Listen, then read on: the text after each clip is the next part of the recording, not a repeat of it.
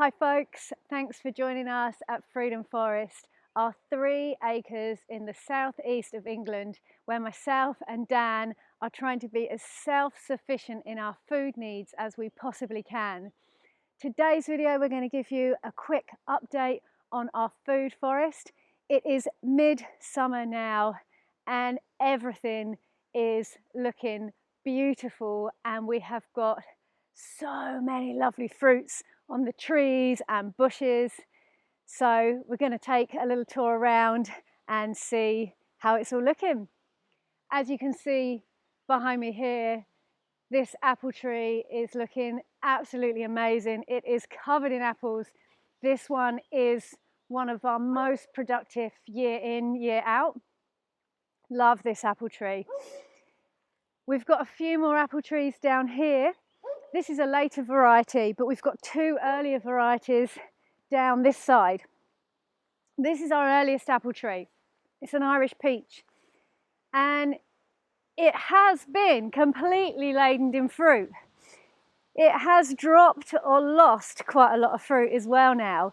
I'm not sure if that is the June drop where it sheds its fruit, or if the squirrels or birds are knocking a lot of the fruits off and helping themselves. They are really starting to size up though now, and we will still get a good harvest from this tree, even though it is a lot less than what you may have seen in some of our other videos this year. We've been harvesting gooseberries and blackcurrants since the end of June. This little gooseberry bush here, it's a Hinnomaki red gooseberry, was absolutely covered in gooseberries. We've had some good harvests off there, but just in the last week or so, what I am noticing is that our gooseberry bushes, which have been laden with fruit, I'm taking a few every day, but somebody else is taking a few as well, because there is a lot more being harvested than what I have been harvesting. And so we have decided to put some nets onto our gooseberries to preserve the remaining crops. I don't particularly like using nets. I don't like the look of them. I don't like that wildlife can get caught in them. And it also makes harvesting a lot more time consuming, especially when you just want to grab a few fruits as you're passing through, or for your breakfast, which is what I mainly use gooseberries for. And particularly the gooseberries, I like to just harvest them a few daily, because it's not one of my most favoured crops to preserve or to freeze. Now that being said, I don't have a lot of experience with preserving or freezing gooseberries, so if any of you guys have got any tips or amazing recipes that you love for using gooseberries when you harvest a big haul in, then please do let me know, because I'm always up for learning new recipes and new methods. Again, it's a similar story with our blackcurrants. We have had amazing amounts of blackcurrants from these bushes, and we've been harvesting smaller amounts since the end of June. But again, as they're reaching their peak ripeness now, I'm noticing each day that there are a lot less blackcurrants than there were the day before, when it hasn't been me taking them. So today, one of my jobs after we film this video, I'm going to strip back any of the blackcurrants which are currently ripe, and I will get to making some of my favourite blackcurrant cordial, or maybe some blackcurrant jam. I have already made some batches of cordial already from our first harvest, but it is something that I love to put in the freezer as well and have a good supply of for the winter, because it is such a nourishing winter treat. Blackcurrants are super high in vitamin C. They are super high in antioxidants, and they are also high in omega-6. So really, really valuable to give yourself an immune boosting boost in the winter. So yeah, freeze the blackcurrant cordial. That's one of my tips. More apples on this lovely tree here. Again, noticing a little bit of damage from birds or wasps, but so far this tree is holding on to lots of its beautiful harvest, its beautiful fruits. Josterberry. So you might have heard me mention, if you've watched any of our previous videos, that we hadn't had any harvests really to note from this bush in the past. This year we have harvested quite a few berries, and we are still harvesting them as they come ripe. But again, for the volume of fruit that was on this bush when it first was getting going, something else is also helping itself to our lovely fruits. And you're probably seeing a bit of a theme coming up here as to what I'm talking about. And I think one thing to remember, I know one of the favoured permaculture principles is fair share. And I'm all up for everybody getting their fair share, and we share our surplus produce with our neighbours and our family whenever we can. However, the birds and some of the wildlife, certainly in our area, they don't understand about fair share, and they will take whatever they can get their little beaks or paws on.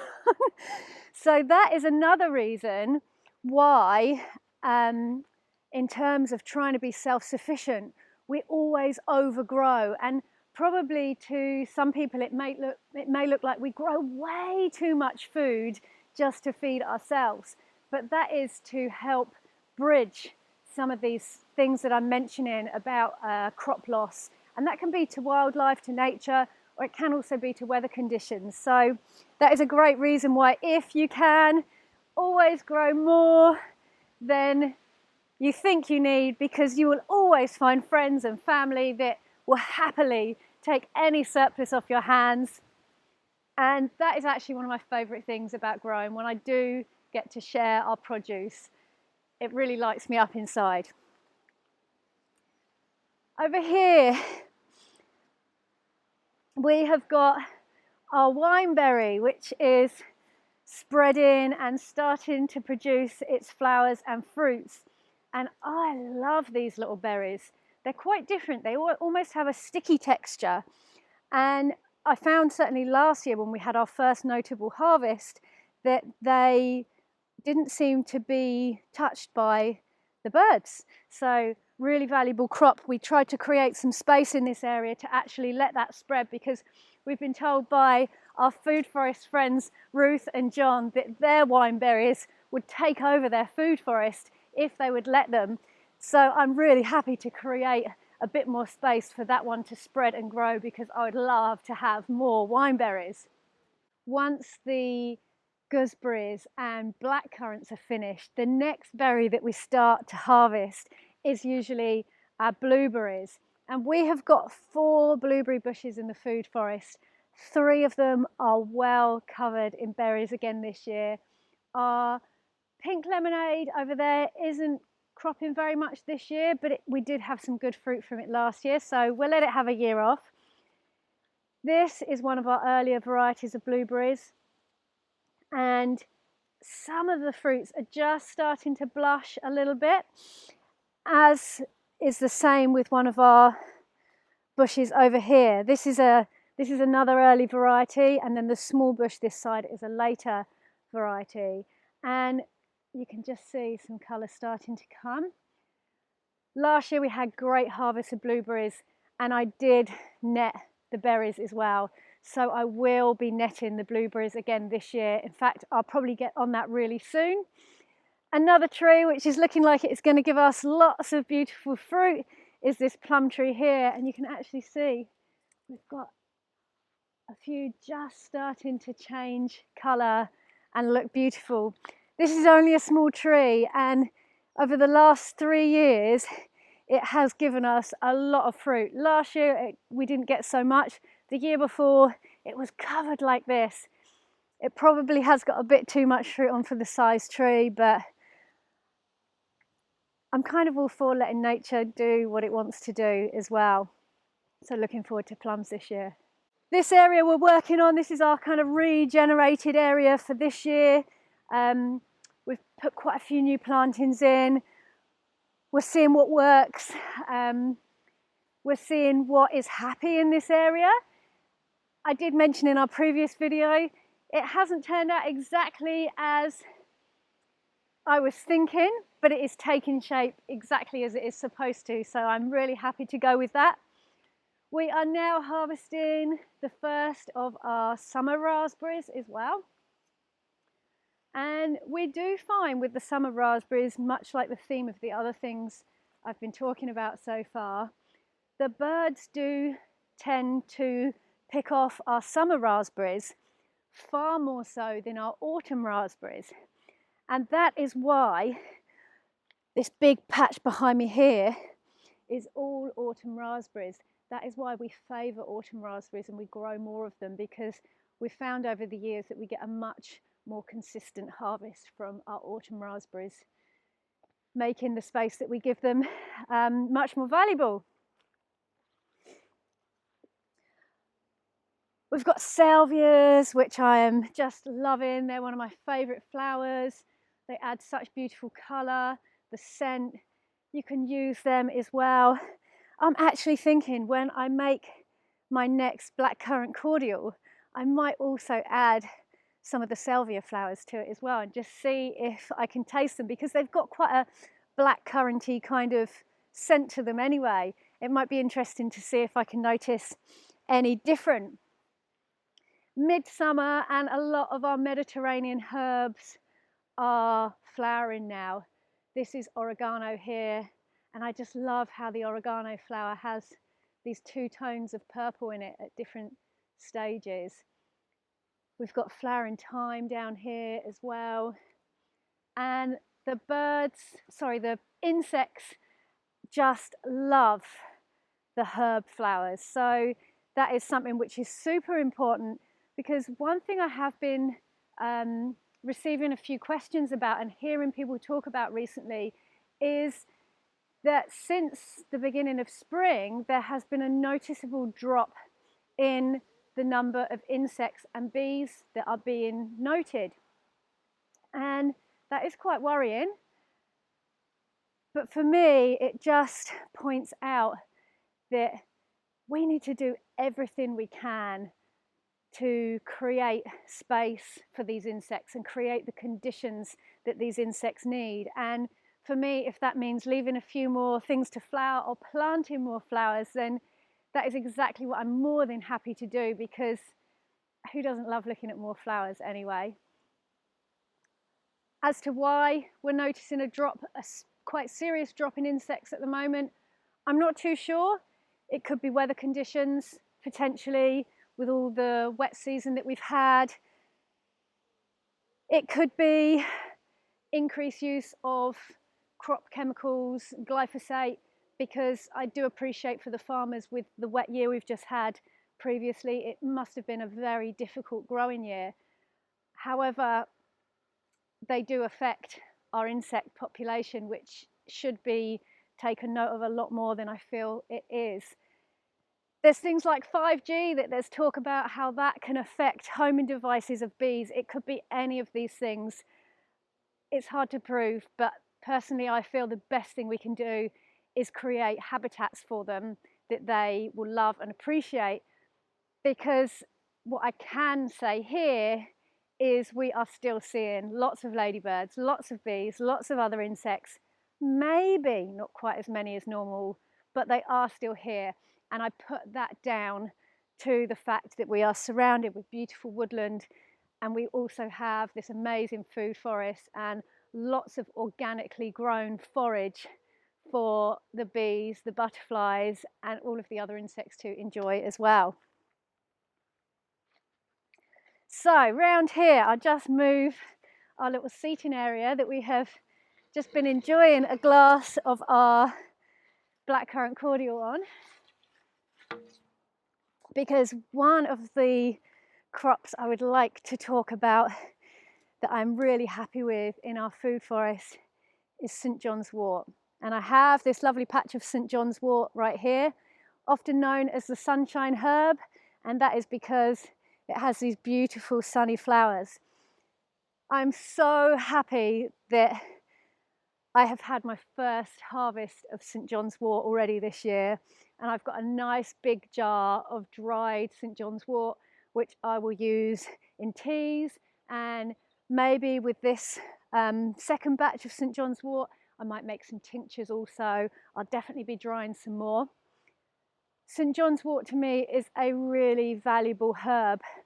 The other reason it's called the sunshine herb is that in the winter time, when things are a bit gloomy, St John's wort is something that you could take as a tea, as long as it doesn't interfere with anything else that you are taking as a prescription medicine, which are things like the contraceptive pills, antidepressant tablets, and I think blood thinners. I'm not a medical practitioner, so don't quote me on any of these things. This is just my own personal knowledge.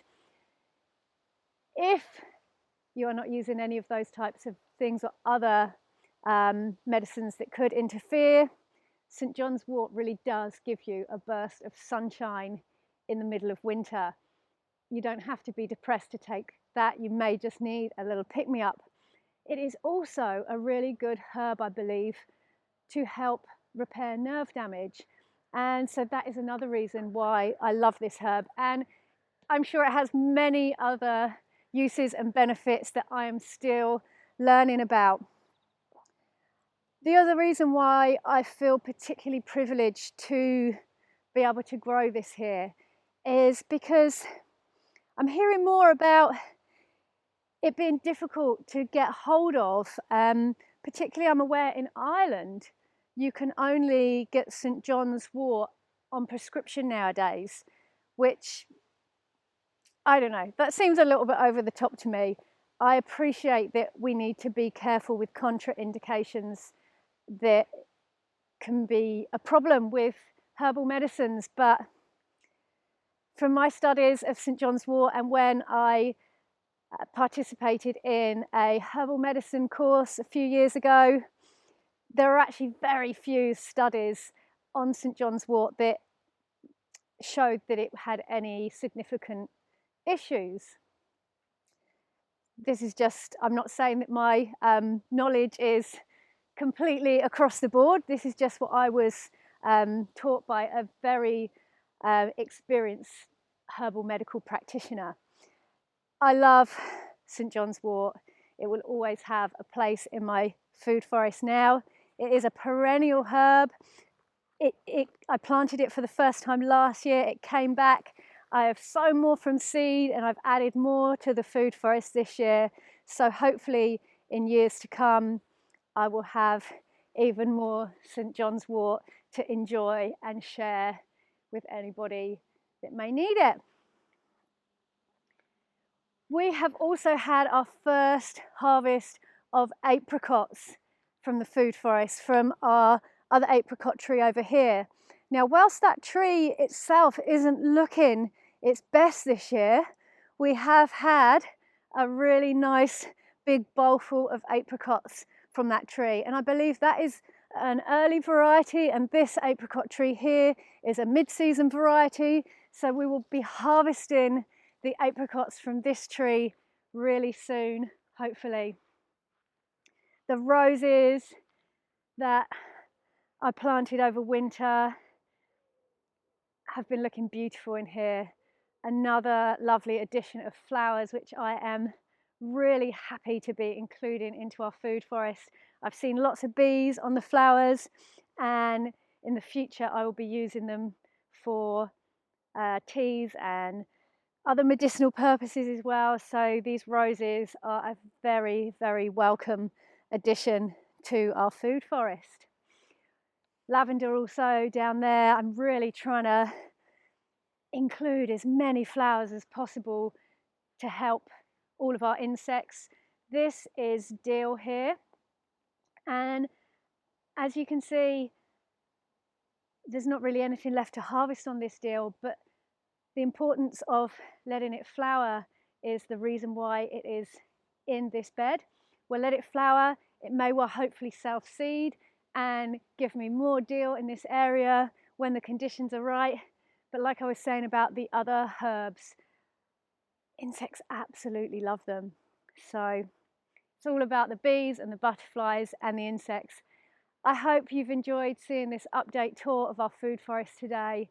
If you've got any questions, any advice, please drop it in the comments down below. We love hearing from you guys. If you have enjoyed this video, please also give it a thumbs up. All of these things massively help to grow our channel as well, which is something we are really passionate about. And we're also passionate about bringing you more content from here. So do let us know what else you would like to hear about and see more of. Thanks for watching, guys. We'll catch you soon. Peace and plants.